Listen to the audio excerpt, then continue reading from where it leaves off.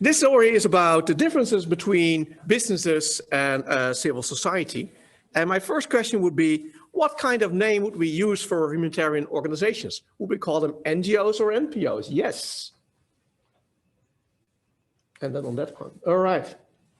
So what is the most important part that defines them? That they are not governmental or that they're not profit making, that they're not commercial. And by the way, we could doubt if you're able to raising so many donors and so many volunteers that you should have and have a very, very commercial talent, because all these people are working for you, like the Red Cross, without getting compensated.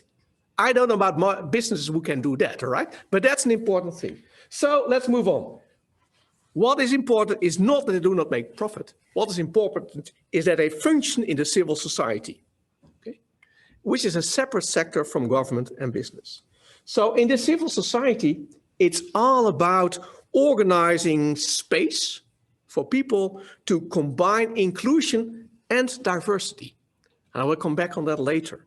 And it's important to understand that civil society organizations, if you look at their governance, they're more or less private. I mean, they have a private citizen board. They're not governmental. They're not controlled by a parliament or whatever. They're private in nature. But in their mission part, they're public in nature, because they do something that at least they think is important for the public. It is not the majority of the country automatically. It's something kind of a public mission. So I'm not sure why we would call them public partnerships instead of private partnership, but that's another thing. Now, I don't know if you know this book, Zen, or the Art of Motive Maintenance. It's about quality. And I say that governments and businesses are in motor maintenance. The kind of quality they produce is a kind of standard kind of quality, right? It is more for government than it is for businesses, but at least there is a kind of thing we produce it every time in the same way. But Zen, the idea is more of the civil society. Quality, what is good for society, in civil society perspective is totally different every time. Sometimes it's the sun that makes my joyful motor drive. Next time, it's the rain. And tomorrow it's because all kind of people look at me. So remember that one. But of course, the civil society also has its problems. Just like there are market failures, there are also, and governmental failures, there are also voluntary or civil society failures. First of all, if government cannot provide by taxes, civil society probably can also not do, and business also not. I mean, government is so efficient in fundraising in most countries, right? Try to be as efficient as the tax service. It's impossible. But then more important is that civil society and also CSR, corporate social responsibility, are ruled by particularism, paternalism, and amateurism, which more or less says, my private individual, tell you what is good for the world. And I don't have to communicate to others. It's my private decision. And there's a bit of a risk, all right? But also remember that these failures are also a reason why people start doing something. They have an idea what is wrong with the world and they want to repair it. It really doesn't matter if there's a majority for it, yes or no. And if they would like to have majorities that become politicians, but no, they decide to start their own organization or to move the resources of the company into a certain direction. But the legitimacy is very private. So what does that mean? Well, for example, if you go to the civil society, it means that your decisions on who gets your service is different. So first of all, any civil society organization is continuously balancing the demands of donors and beneficiaries. And yes, Harman said, but donors want you to do something, but you have to tell donors, maybe that's not good for the beneficiaries. Beneficiaries want you to give something, but you have to tell them, maybe I cannot find donors for that. So with my students, I always use the example of a food bank, where basically you give away food for free. Now, the world of business is simple. You have the invisible hand of demand and supply that makes a price. And people that don't pay the price don't get the food. But in a food bank, you have a visible hand that you have to organize yourself and decide who gets the food. And that's a complicated thing. It's not just give it away to everybody who walks in. That's possible. But then your supply will go very fast away, right? Because demand can be unlimited. Ask my students. You can get food for free. Would you get it, yes or no? It's a question, right? So that's a complicated thing that many cases we forget when people from business world move to the civil society. It's a visible decision or a visible hand. Second, whatever you do, someone will disagree.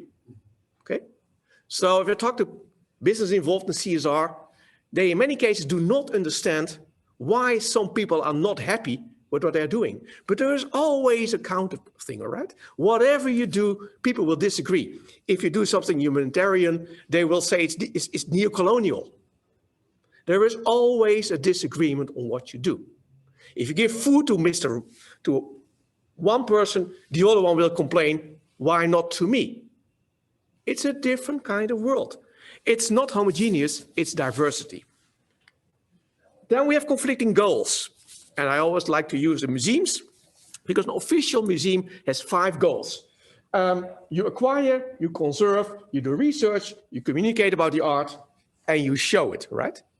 But talk to people doing research. They would like the arts to be totally separated from the exhibition because then they can do their research. But then they cannot show it. And how can you make, if you acquire and conserve, and you're not allowed to sell or whatever, what does that mean for running your museum? And then the 3 purposes: study, education, and enjoyment. Now, try to study when they're organizing a children's party in a museum. All right? That's a complicated thing. So these things are just much more at a higher level conflicting than we are usually known in business. Getting to the end, then we have this kind of 3 lenses of cross-sector kind of cooperation things. The first one is a supplementary perspective, right? So where the humanitarian organizations, the civil society do something that the others cannot or don't want to do. The complementary perspective is where you cooperate and say, hey, but you can do this. For example, in Dutch education, you want to have education that is catered to all kind of private beliefs, religions, Montessori, Dalton, whatever.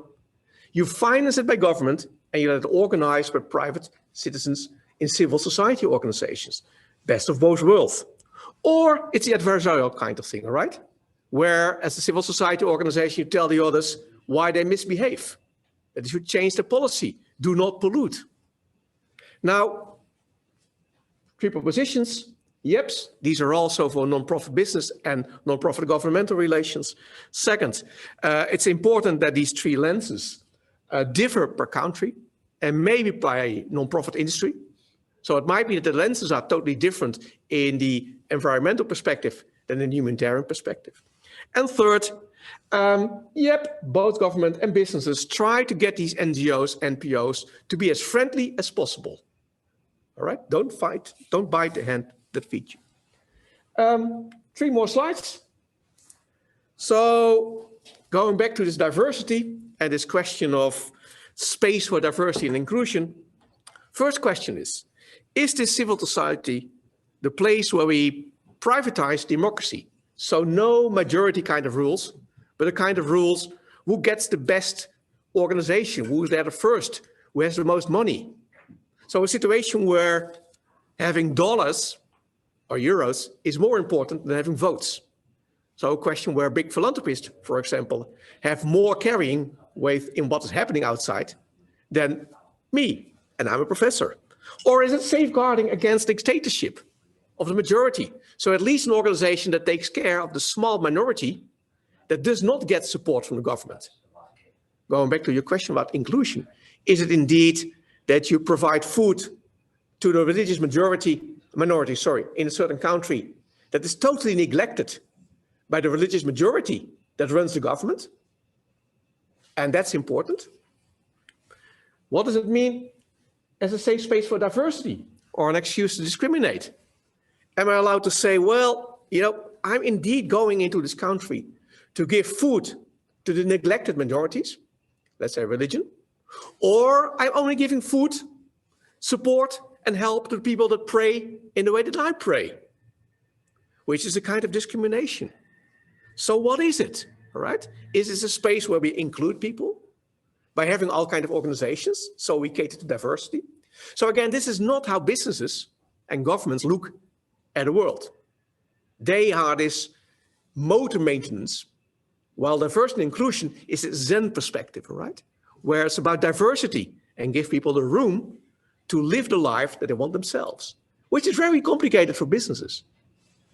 Now, last slide. So I want to take over a little bit less of your time. Yeps, what is civil society about? Is it indeed with all these humanitarian organizations? We help the poor or the unrepresented to have a life, to have a voice, to be seen, to be heard, to matter? Or are we keeping government and businesses off the hook so they can just easily make their bloodshed and forget about minorities? Because interesting, well-functioning, good working organizations like humanitarian organizations take over the heavy load, do the things that otherwise would lead to kind of political unrest or consumer boycotts or whatever. So with that, this was the but. Success. Oh, by the way, this is 10 weeks of lectures in 15 minutes, so good luck.